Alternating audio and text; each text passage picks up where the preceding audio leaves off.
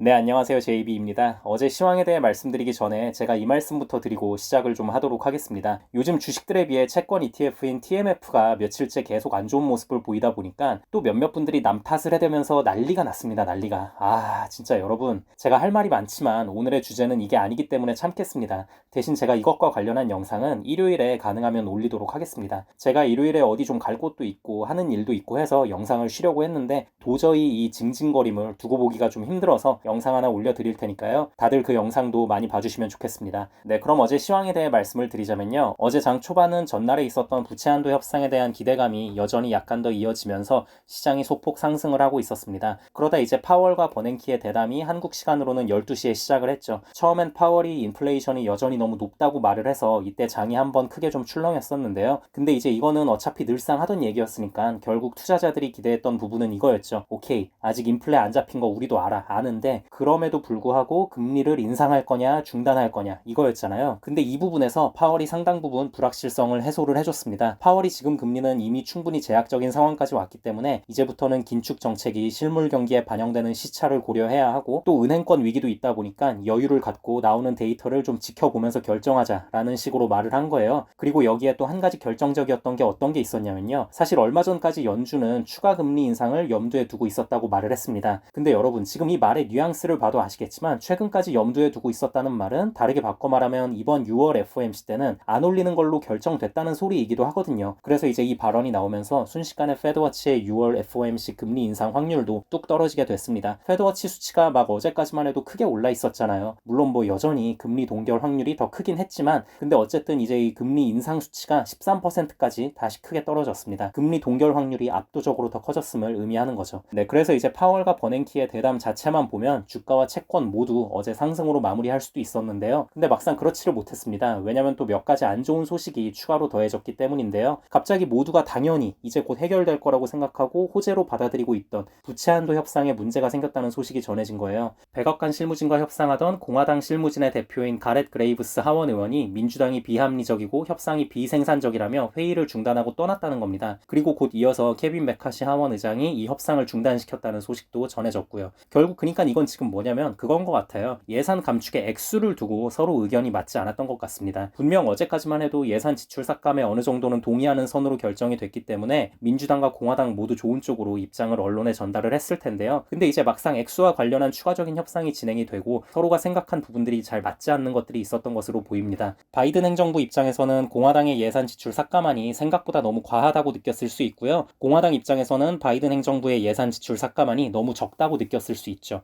그래서 이제 공화당 실무진 대표인 그레이브스 의원은 이번 주말에 협상이 다시 재개될지 모르겠다고 아주 강력한 어조로 못을 박았습니다. 근데 막상 시장은 크게 반응하진 않았습니다. 이건 왜 그러냐면 투자자들 입장에서도 어차피 부채 한도 협상은 무조건 타결될 텐데 서로 저렇게 으르렁거리다가 결국에는 여차저차 잘 해결되겠지 뭐 이런 식으로 생각을 하는 것 같습니다. 그리고 여기에 파월 의장이 사실상 금리 동결 쪽으로 훨씬 더 무게를 두어 발언한 부분 때문에 하락을 좀 더 억제한 것도 있다고 보고 있습니다. 자, 그리고 어제 보면 은행주들이 또 하락을 했습니다. 이건 또 왜 그랬냐면요. 자넷 옐런 재무부 장관이 은행 CEO들을 만났는데 이 자리에서 은행 간 추가 합병이 있을 수도 있다고 밝혔기 때문입니다. 은행들이 얼마나 안 좋길래 저런 말을 할까 하면서 은행 섹터에 불안함을 주기 충분했죠. 그래서 이 소식과 함께 최근 좋은 모습을 보여주던 지역은행주들이 많이 빠졌고요. 사실 대형은행들 입장에선 굳이 뭐 빠질 건 아니었는데 어쨌든 은행 섹터 자체에서 자금이 많이 빠져나간 것에 대한 영향으로 같이 싸잡혀서 좀 빠졌습니다. 근데 여러분 제가 몇 차례 지난 영상에서 말씀을 드렸지만 이런 은행권들의 위기는 자주는 아니지만 주기적으로 있어 왔던 부분이고요. 이런 큰 위기가 끝나면 지역은행들을 집어삼킨 대형은행들은 결국 더 거대해지고 커질 것이기 때문에 크게 걱정하실 필요는 없다는 말씀 드리고 싶습니다. 네, 여러분 지금 보면 시장이 정말 강합니다. 아니 사실 어제만 해도 부채 한도 협상 이슈랑 은행권 악재 이거로 연타로 맞으면서 증시가 흔들릴 법도 했는데 보합권에서 끝나면서 여전히 잘 버텨주고 있습니다. 그러니까 이게 요즘 증시 상황을 보면 정말 그냥 무정 논리를 갖춰버렸어요. 뭘 갖다 붙이든 호재로 받아들이는 것 같아요. 예를 들어서 은행이 불안해진다. 그럼 금리 인상을 어렵게 하는 요소로 작용할 수 있겠네 하면서 호재로 받아들이고 반대로 은행 위기가 끝나가는 것 같다. 은행들이 괜찮아지는 것 같다. 그러면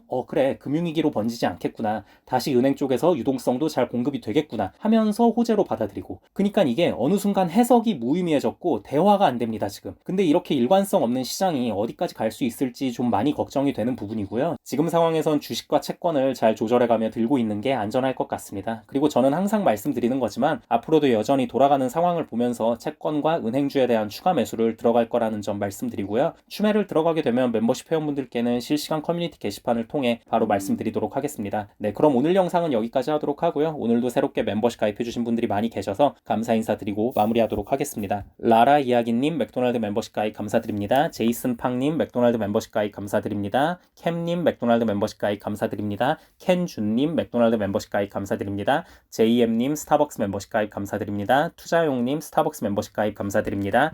현희정님 코카콜라 멤버십 가입 감사드립니다. 박지원님 스타벅스 멤버십 가입 감사드립니다. 남공선님 스타벅스 멤버십으로 업그레이드 감사드립니다. 철효링님 스타벅스 멤버십 가입 감사드립니다. 공복의 자취생님 스타벅스 멤버십 가입 감사드립니다. 수리수리 마수리님 스타벅스 멤버십 가입 감사드립니다. 남김용범님 스타벅스 멤버십 가입 감사드립니다. 손몸님 코카콜라 멤버십 가입 감사드립니다. 림상디 아빠님 스타벅스 멤버십 가입 감사드립니다. 마아아아님 스타벅스 멤버십 가입 감사드립니다. HS님 스타벅스 멤버십 가입 감사드립니다. 찰스윤님 스타벅스 멤버십 가입 감사드립니다. 멤버십 가입을 해주신 모든 분들께 깊은 감사드립니다. 멤버십 가입을 하시면 제가 조회수에 신경 쓰지 않고 좀 더 편하게 이런저런 시장 상황에 대해 말하는 영상들을 보실 수 있고요. 스타벅스 멤버십 이상부터는 제가 커뮤니티 게시판에 그때그때 중요한 사안들이 있을 때 실시간으로 올리는 글들을 보실 수 있으니 많은 관심 부탁드립니다. 그리고 마지막으로 귀한 시간 내어 제 영상을 봐주시고 응원의 댓글까지 남겨주시는 모든 구독자분들께도 깊은 감사드립니다. 앞으로도 단 한 명의 낙오자 없이 모든 구독자분들의 장기 투자 성공을 위한 멘탈 케어 영상 제작에 온 힘을 다하겠습니다. 감사합니다.